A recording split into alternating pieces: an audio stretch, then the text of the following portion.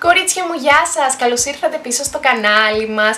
Και ναι, φοράω τα ίδια ρούχα και ναι, φοράω το ίδιο σκουλαρίκι, το ίδιο μακιγιάζ, γιατί πολύ απλά θα κάνω μαζεμένα 3-4 βιντεάκια, όσο βγουν τέλος πάντων, με αγαπημένα προϊόντα.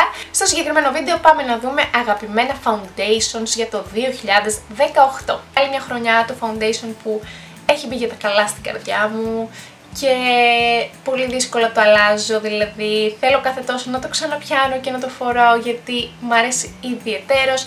Είναι το W Wear από την Estée Lauder, το συγκεκριμένο κιόλας έχει αδειάσει.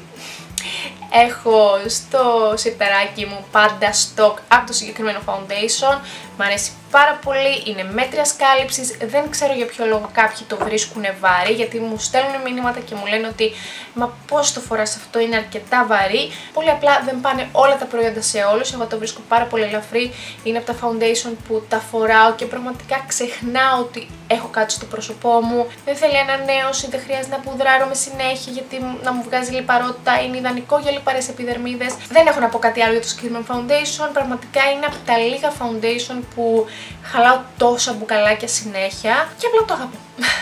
Το επόμενο foundation που ξεκίνησα να το χρησιμοποιώ μέσα στο 2018 και πραγματικά το αγάπησα είναι από NARS και είναι το Natural Radiant Long Wear Foundation. Είναι αυτό εδώ πέρα. Γιατί το αγαπώ? Είναι ένα foundation, το έχω ξαναπεί, δεν ξέρω πώς αλλιώς να το περιγράψω. Είναι ένα foundation που πραγματικά σου ισοπεδώνει τα πάντα στο πρόσωπο, σου καλύπτει τα πάντα, σου κάνει το πρόσωπό σου να φαίνεται σαν χαρτί.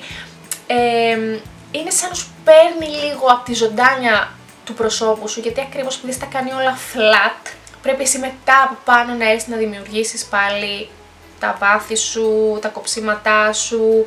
Γενικά στο κάνει πολύ ομοιόμορφο το πρόσωπο και πολύ αψεγάδιαστο να φαίνεται.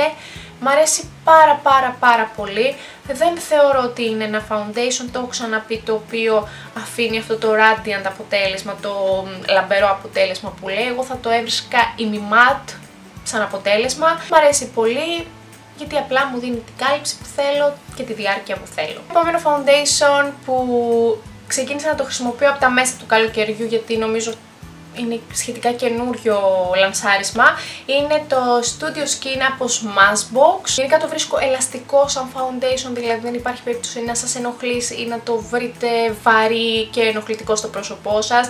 Έχει ένα φυσικό τελείωμα, δηλαδή δεν είναι ούτε mat αλλά ούτε και γυαλιστερό. Αυτό που μου άρεσε στη συγκεκριμένη εταιρεία και επέλεξα κιόλας να επενδύσω στα συγκεκριμένα foundation, κυρίως για να τα χρησιμοποιώ και σε πελάτησες, είναι διότι έχει πολύ μεγάλη γκάμα χρωμάτων. Αν δεν κάνω λάθος, έχει γύρω στις 40 αποχρώσεις με διαφορετικούς υποτόνους, να διαλέξετε ακριβώς αυτό που ταιριάζει στην επιδερμίδα σας και γενικά μου αρέσει να το χρησιμοποιώ και σε μεγαλύτερες ηλικίες. Οπότε ναι, και αυτό είναι φέτος στα top foundation για το 2018. Θα ολοκληρώσω αυτή τη λίστα με το Vanish Stick Foundation από Hourglass.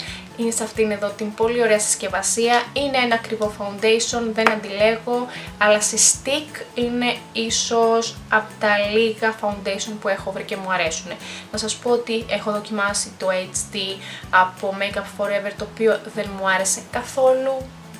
Δεν ξέρω αν κάνω κάτι λάθος, αλλά πραγματικά δεν έκατσε καθόλου καλά πάνω στο πρόσωπό μου. Το συγκεκριμένο λοιπόν είναι αυτό εδώ πέρα.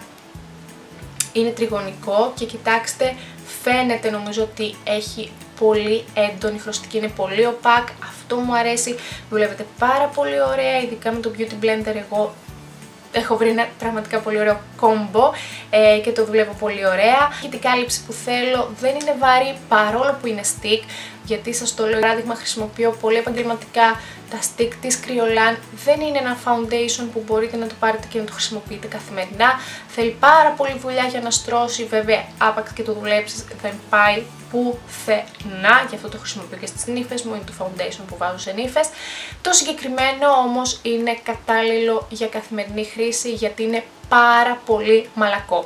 Το αρνητικό που έχει είναι ότι τελειώνει γρήγορα, ακριβώς επειδή είναι τόσο μαλακό και λίγο να βάζεις, είναι ένα προϊόν που θα σου τελειώσει γρήγορα και σε σχέση με τη τιμή του λιγάκι πονάει αυτό. Δεν μπορούσα όμως να μην το βάλω ακριβώς γιατί είναι ένα foundation που είναι πάρα πολύ άνετο στην εφαρμογή, είναι πάρα πολύ άνετο στο πρόσωπό σου, έχει αρκετά καλή κάλυψη, οπότε ναι, για μένα είναι στα αγαπημένα του 2018. Σας ευχαριστώ που παρακολουθήσατε αυτό το βίντεο. Μην ξεχνάτε να κάνετε like αν σας άρεσε, να κάνετε subscribe στο κανάλι και φυσικά να με ακολουθείτε στο Instagram Filio Sarandinu Makeup Artist. Φιλάκια πολλά μέχρι την επόμενη φορά.